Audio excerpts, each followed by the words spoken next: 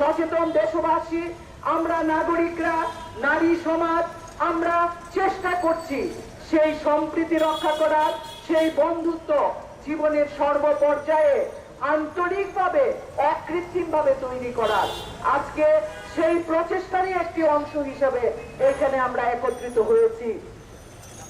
60-70-এর দশকে এই দেশের নাগরিকদের মনে আছে, হয়তো মনে থাকতে পারে, রবীন্দ্রনাথ রায় একটি গানের মাধ্যমে আমাদেরকে উজ্জীবিত করতেন। আমাদের এই স্টেডিয়াম সেটি ছিল জনসভার কেন্দ্রস্থল।